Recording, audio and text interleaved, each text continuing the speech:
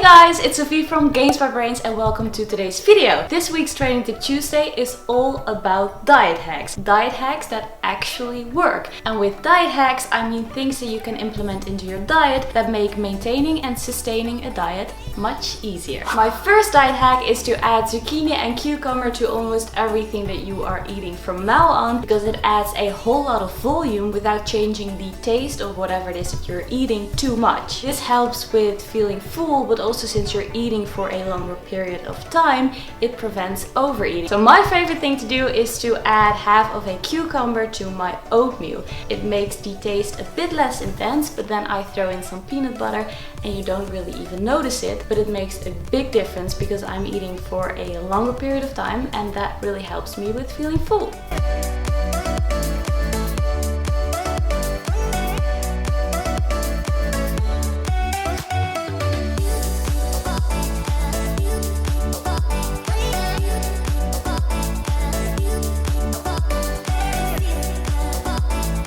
Diet hack number 2 is all about carbs, and every carbohydrate food item gets a GI value or a glycemic index value. And this value basically ranks the carbohydrate food items in terms of how they affect your blood glucose levels. The value ranges from 0 to 100, and values of 55 or lower are considered low GI values, and this means that the carbohydrate food items are digested and absorbed more slowly, which means that they cause a lower and slower rise in blood glucose levels, whereas values higher than 55 are considered of a high GI value, and this means that it really spikes up your blood glucose levels and then it crashes down.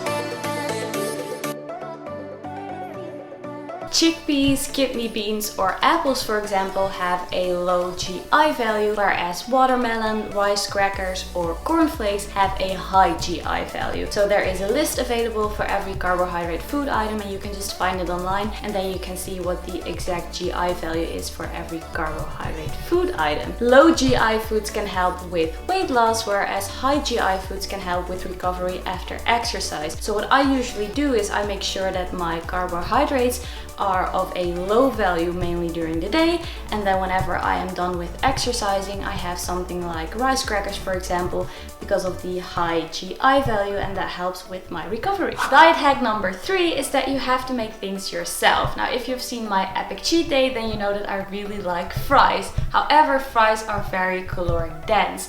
But you can also make fries at home yourself. Just put them in the oven, add some ketchup to it, and then you have satisfied your craving with a less caloric dense option.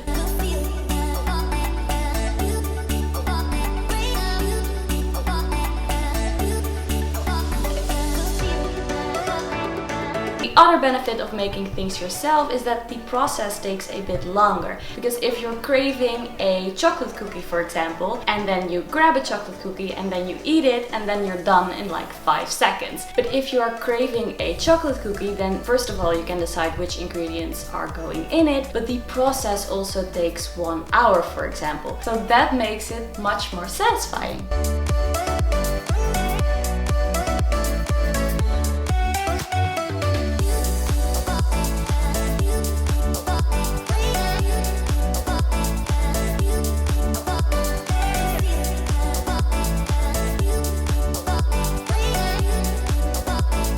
Diet hack number 4 is that you need to make sure that you get enough dietary fiber in on a daily basis. Fiber really helps with making sure that your digestive system runs smoothly, but it also can help with achieving a healthy weight. Generally speaking, it costs a certain amount of energy to digest food items and to absorb the nutrients. Dietary fiber is very difficult to digest. It costs a lot of energy to digest it, which is why some diets work with net carbs, and this is when you only count the carbs that actually cause a rise in blood glucose levels, as the starches or the sugars, for example. I never work with net carbs, I always just count the total carbs that I take in, but I do make sure that I reach my dietary fiber recommended intake, and for females it is recommended that this is between 25 to 30 grams a day.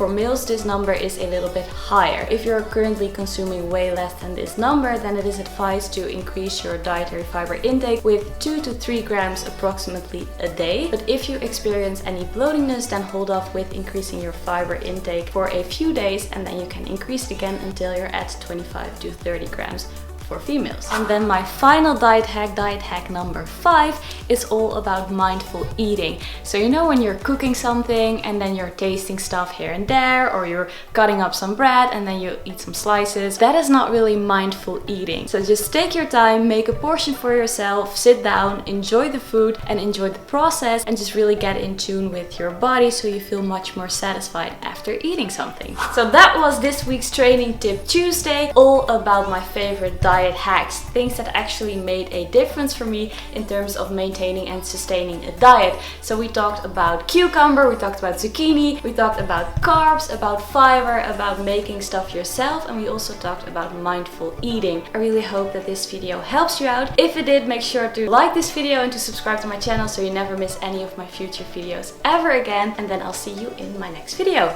Bye guys!